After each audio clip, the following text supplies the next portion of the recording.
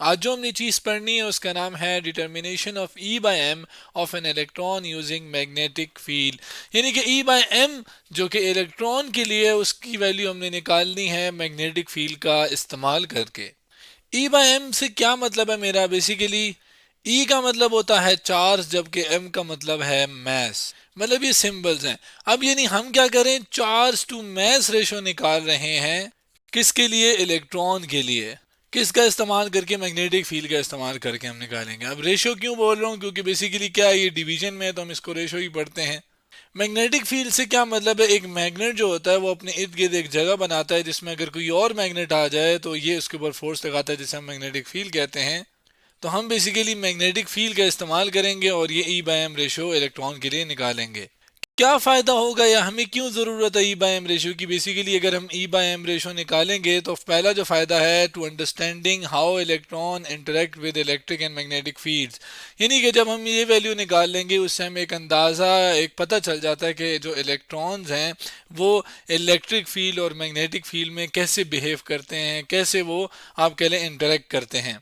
या आप कह लो मैग्नेटिक फील्ड में इलेक्ट्रॉन किस तरीके से तेजी के साथ मूव करेगा, स्लो करेगा, वो इससे हमें पता चल जाता है। इसी तरह इलेक्ट्रिक फील्ड जो कि एक चार्ज अपने इर्द गिर्द एक जगह फील्ड बनाता है जिसमें कोई और चार्ज आ जाए तो उसके ऊपर फोर्स लगाता है, उसको इलेक्ट्रिक फील्ड कहते हैं। तो ई बाय एम रेशियो से हमें इसका भी अंदाजा हो जाता है। जबकि दूसरा एक और फायदा यह है कि जब हम ई बाय एम रेशियो निकाल लेते हैं तो हमें फायदा क्या है? Calculating the magnetic moment of the electron. यानी कि इलेक्ट्रॉन की जो मैग्नेटिक मोमेंट की वैल्यू है उससे हमें समझ आ जाती है। क्या पता लगा सकते हैं? बेसिकली मैग्नेटिक मोमेंट क्या है कि हमें magnetic moment strength and direction of a magnetic source के बारे में बताता है। मतलब अगर इलेक्ट्रॉन है जो कि मूव कर रहा है, ये अपने इर्द गिर्द एक मैग्नेटिक फील्ड बनाता है। तो इलेक्ट्रॉन जब मैग्नेटिक मूव करता है तो मैग्नेटिक फील्ड जो ये बनाता है तो उसका बिहेवियर यानी उसकी स्ट्रेंथ और उसके साथ साथ ये जो एक्सटर्नल मैग्नेटिक फील्ड है इसमें कितना इंटरेक्शन, कितनी फोर्स एक दूसरे के ऊपर ये लगाएंगे या डायरेक्शन किस तरफ होगी, ये बेसिकली मैग्नेटिक मोमेंट से हम पता लगा सकते हैं इलेक्ट्रॉन की। और इसका पता लगाना या इसका अंदाजा लगाना हम ई बाय एम रेशो से ज़्यादा आसानी से कर सकते हैं। अब ये दोनों चीज़ें तो हमारा इंटरेस्ट नहीं है। हमारा मेन इंटरेस्ट है कि ई बाय एम रेशो है क्या इलेक्ट्रॉन की। तो उसके लिए हम क्या करेंगे, एक सेटअप बनाएंगे जैसे कि यहाँ पे मैंने एक तस्वीर में शो किया हुआ है कि इसके अंदर ये मैग्नेटिक फील्ड है जो कि इनटू द पेज क्रॉस से शो हुई हुई है, यानी अंदर की तरफ स्क्रीन के। जबकि इसके अंदर मैंने एक इलेक्ट्रॉन जो कि ये रहा, ये इलेक्ट्रॉन मैंने मूव करवाया इस मैग्नेटिक फील्ड में, यूनिफॉर्म मैग्नेटिक फील्ड में, यानी एक जैसे मैग्नेटिक फील्ड में। तो इलेक्ट्रॉन की प्रॉपर्टी है कि वो एक सर्कुलर मोशन स्टार्ट कर देता है। यानी इलेक्ट्रॉन के ऊपर मैग्नेटिक फील्ड एक फोर्स लगाती है जो कि सर्कुलर होती है। अब ये जो सर्कुलर मोशन है ये कैसे होती है हम रिवाइज करते हैं, लेकिन इसका इस्तेमाल करके इसको थोड़ा स्टडी करके हम ई बाय एम रेशो को निकालेंगे। सर्कुलर मोशन हमने बेसिकली इलेक्ट्रॉन की force on moving charge in magnetic field के अंदर बात की थी कि जब एक पॉजिटिव चार्ज जो कि एक मैग्नेटिक फील्ड के अंदर मूव करता है, तो जैसे अगर फर्स्ट करें कि यूनिफॉर्म नॉर्थ से साउथ मैग्नेटिक फील्ड हो तो उसके अंदर हम किसी चार्ज को मूव कराएं तो चार्ज सर्कुलर मोशन शो करता है, जिसमें उसकी ऊपर जो फोर्स लगती है वो q v b sine theta होती है। लेकिन जब उसको हम परपेंडिकुलरली फेंकते हैं यानी एंगल उसका 90 हो मैग्नेटिक फील्ड के साथ, यानी उसकी वेलोसिटी और बी के जो दरमियान एंगल हो वो 90 हो, तो आपके पास क्या होता है कि वो फोर्स सिर्फ क्यू वी बी रह जाती है, क्योंकि साइन 90 इन थीटा जो कि वी और बी के दरमियान एंगल है वो 90 पुट करने से उसकी वैल्यू साइन 90 1 हो जाती है और 1 क्यू बी से मल्टीप्लाई होगा क्यू वी बी आ जाएगा। यानी जब एक चार्ज को perpendicular to the magnetic field फेंका तो उसके ऊपर जो फोर्स है वो क्यू वी बी है, जिसकी डायरेक्शन हम फ्लेमिंग लेफ्ट हैंड रूल से निकाल सकते हैं। लेकिन याद रखिएगा ये लेफ्ट हैंड रूल हमने पॉजिटिव चार्ज के लिए लिया था, नेगेटिव चार्ज के लिए जो फोर्स है वो उसके ऑपोजिट हो जाएगी। तो ये बात मैं इधर भी समझा देता हूँ। पहले ये फोर्स मैं लिख देता हूँ जो कि मैग्नेटिक फोर्स है जो कि क्यू वी बी रहेगी, हमने देखी कैसे। इधर भी बेसिकली जो मैग्नेटिक फील्ड है वो इनटू द पेज है, इलेक्ट्रॉन की मोशन इस तरफ है वी, जिसको मैं अगर ये मोशन से दिखाऊं ये ब्लू कलर का एरो वी यानी वेलोसिटी का है, जबकि ये आपके पास इधर इस हर एक पॉइंट पे ये टेंजेंट होता है। और ये अगर हम देखें इसको और मैग्नेटिक फील्ड को तो आपस में परपेंडिकुलर है। स्क्रीन के अंदर मैग्नेटिक फील्ड है जबकि ये हॉरिजॉन्टल राइट साइड पे है, तो ये आपके पास क्या है 90 एंगल दोनों के दरमियान बनता है। जबकि जब चार्ज के ऊपर फोर्स है वो डाउनवर्ड लगती है। कैसे लगती है इस बात को ये आप कह लें इस बात की तस्दीक मैं फ्लेमिंग लेफ्ट हैंड रूल से बताता हूँ। आपके पास स्क्रीन की तरफ अंदर की तरफ अगर आप फर्स्ट फिंगर को करेंगे और वेलोसिटी की डायरेक्शन इस तरफ करेंगे, इस उंगली को इस तरफ करेंगे, तो आप देखेंगे कि फोर्स ऊपर की तरफ है। लेकिन याद रखिएगा ये तो पॉजिटिव के लिए ना, तो नेगेटिव के लिए क्या होगा, वो नीचे की तरफ होगा। इसी तरह हर एक पॉइंट पे मैं जब ये काम करूंगा तो फोर्स हमेशा किस तरफ आएगी, वो इधर सेंटर की तरफ ही आएगी, यूं अंदर की तरफ, सेंटर की तरफ। तो इस फोर्स जो कि डायरेक्शन हमने निकाली, जो कि मैग्नेटिक फोर्स है, जो कि यहाँ पे वैल्यू लिखी है मैंने, इसके अंदर मैं बता देता हूँ कि v क्या है, वेलोसिटी। जब एक चीज़, कोई भी बॉडी एक ख़ास डायरेक्शन और एक रफ्तार स्पीड से जाती है तो हम उसको वेलोसिटी कहते हैं।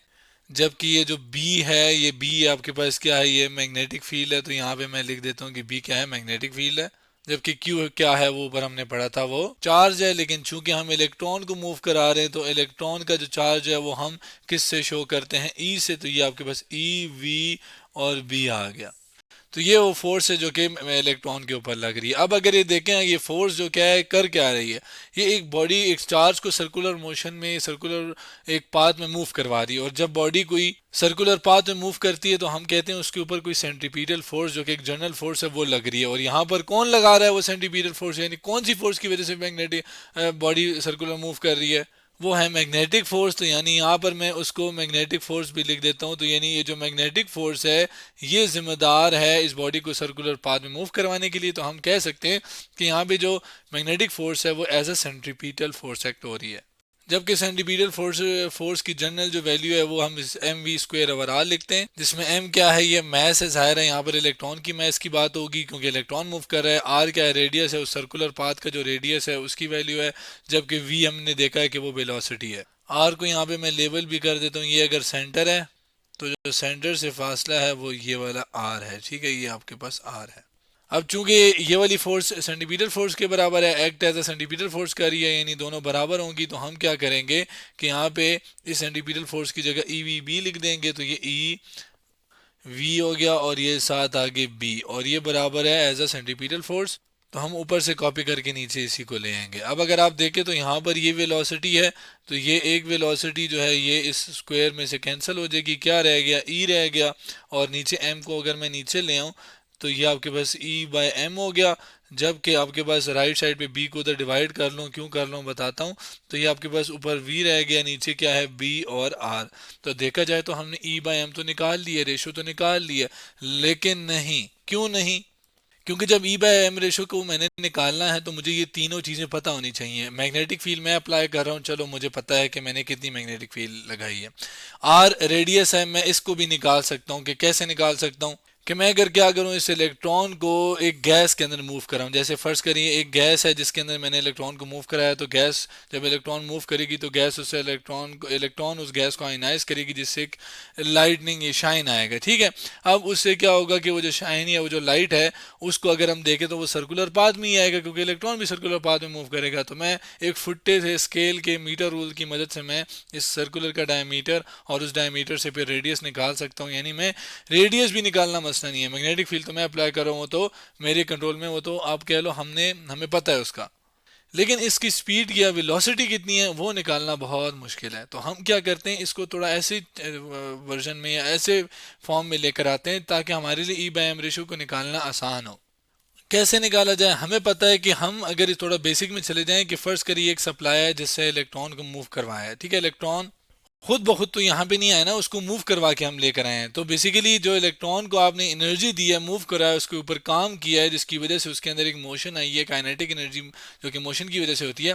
तो उस एनर्जी का इस्तेमाल करके हम वेलोसिटी को निकालते हैं और फिर इस वाली इक्वेशन में डालते हैं और इस्तेमाल यूज़ करते हैं। बाय द वे इस चीज़ को हम लास्ट में हम देखेंगे डिटेल से। अब एनर्जी की टर्म में जो मैंने बात की है, शुरू में हमने क्या किया, उस चार्ज को, इस इलेक्ट्रॉन को इलेक्ट्रिक पोटेंशियल एनर्जी दी है, जो कि बेसिकली काइनेटिक एनर्जी में कन्वर्ट हुई है। अब काइनेटिक एनर्जी जो कि मोशन की वजह से होती है, ड्यू टू मोशन होती है किसी भी बॉडी के पास। जबकि इलेक्ट्रिक पोटेंशियल एनर्जी क्या है, ये बेसिकली एक चार्ज पार्टिकल के पास एनर्जी होती है पोजीशन की वजह से इलेक्ट्रिक फील्ड के अंदर, जिसको मैंने लिखा है energy a charge particle has due to its position in a electric field. Basically क्या है कि फ़र्ज़ करें आपके पास ये एक फील्ड है, जो कि फ़र्ज़ करें यहाँ पर एक कोई चार्ज पड़ा हुआ है उसकी है, ठीक है। अब इसके अंदर अगर हम एक और चार्ज को, मतलब क्या कि फ़र्ज़ करें एक और चार्ज है जिसको मैं अगेंस्ट द फील्ड मूव करा रहा हूँ, इधर तक ले आऊँ, यानी इसके ऊपर मैं वर्क कर रहा हूँ, वर्क अगेंस्ट द फील्ड, यानी एक चार्ज को मूव कराने से हम क्या कर रहे हैं, हम उसके ऊपर वर्क कर रहे हैं।